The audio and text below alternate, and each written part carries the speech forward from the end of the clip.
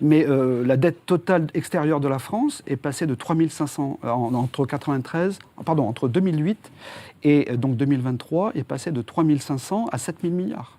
Donc de dette publique et privée par rapport à l'extérieur de la France.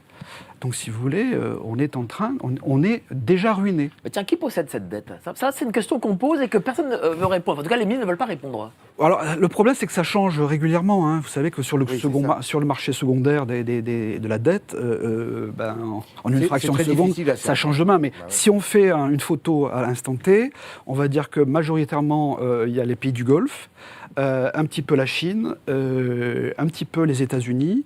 Je vous signale que Macron, entre parenthèses, il y a 15 jours, a racheté pour plus de 200 milliards de dollars de la dette américaine. Voilà. Bon, ça, on n'a pas les moyens. On lui a demandé de le faire, hein, c'est ça ? Évidemment. Mais n'oubliez pas pour qui il travaille. C'est quand même il travaille pour qui ? Les Américains, ça ? C'est un agent américain ? C'est un agent américain, évidemment, bien sûr. Et même pire, pour les PAC. Vous savez, c'est l'alliance Israël, États-Unis, dans la guerre économique que mènent ces deux pays-là sur toute la planète. Donc voilà, c'est un young global leader, comme Attal, entre parenthèses, comme Trudeau au Canada, comme il s'appelle, Sunak au Royaume-Uni. Voilà, ils mettent les leurs, et puis ils sont là pour exécuter la feuille de route. Dernière question. Bon, c'est pour ça que je vais les chiffres. On a travaillé sur les chiffres, les grandes masses, hein, on fait de la macroéconomie, et c'est d'ailleurs ce qui est important. Et c'est d'ailleurs, j'attire l'attention de vos téléspectateurs pour dire que la macroéconomie, c'est la composante majeure de la politique. C'est bien pour ça qu'on fait faire des circuits au ministère de l'économie, en général, pour mettre en place un candidat à la présidentielle, etc. Donc ça a été le cas de Macron, Sarkozy avant lui, etc. Bon. Donc si vous voulez, on a fait un point sur les grands sujets macroéconomiques, donc je vous en ai donné déjà certains tout à l'heure.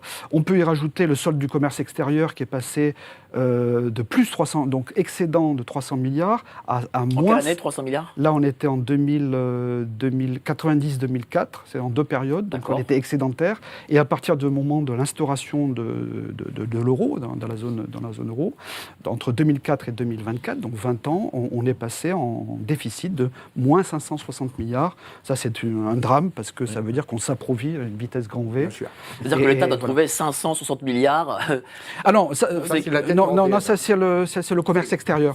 Ça, c'est le déficit c'est le déficit commercial français. Voilà. Et de l'autre côté, on a le déficit budgétaire, là, effectivement, c'est là où il faut que trouver des... Il a agrégé plusieurs années. Ah oui, c'est cumulé, oui, d'accord. Non, là, c'est les produits et les services. D'accord. Voilà. Vous avez d'autres chiffres, peut-être ? Et alors, qui est suprême pour moi, c'est les stocks d'or de la Banque de France, qui appartiennent, moi, je le rappelle à tous ceux qui nous écoutent, ça nous appartient, nous, les Français. La Banque de France en est dépositaire pour le compte de l'État français, et l'État français, c'est nous. Donc, à l'époque, en 1993, il y avait à peu près 3060 tonnes. Donc on était à la 4e, 5e réserve d'or nationale dans le monde. Et puis on est tombé, après la haute trahison de Sarkozy en 2004, on est tombé à 2436. Et officiellement, dans les bilans de la Banque de France, nous serions toujours à 2436. Mais je veux bien faire comprendre à vos téléspectateurs l'importance d'avoir un stock d'or, car c'est ce qui a permis en 1945, d'être le socle de l'expansion économique juste après la guerre, grâce à De Gaulle qui a rapatrié cette réserve d'or qui avait été évacuée en 1940, avant l'arrivée de l'invasion allemande. Et heureusement qu'il y avait des patriotes à la Banque de France qui l'ont fait, avec l'aide de la Marine nationale. Et grâce à ça, on a pu rester une grande puissance et pouvoir avoir la capacité de faire les 30 glorieuses d'entre 45 et 75, grosso modo. Et on l'a appelé Goldfinger. Qui ça Les Général de Gaulle. Américains l'ont appelé Goldfinger. Je crois que c'est... D'où le James Bond, après, dans les années 68, je crois. Merci à vous, cher Bernard Monod. Du coup, ça c'était le bilan de 30 ans d'Union européenne pour la France. Mais par contre, on a posé la question à l'ensemble des candidats, des principaux candidats en tout cas, en lice, et on leur a demandé de nous donner leur programme détaillé économique et surtout le modèle d'Europe qu'ils veulent mettre en place face à la Commission européenne. Voilà. Donc, bon, Ils ont répondu? pour l'instant, non. Ah. Mais je me fais pas trop d'illusions. Ils répondront pas.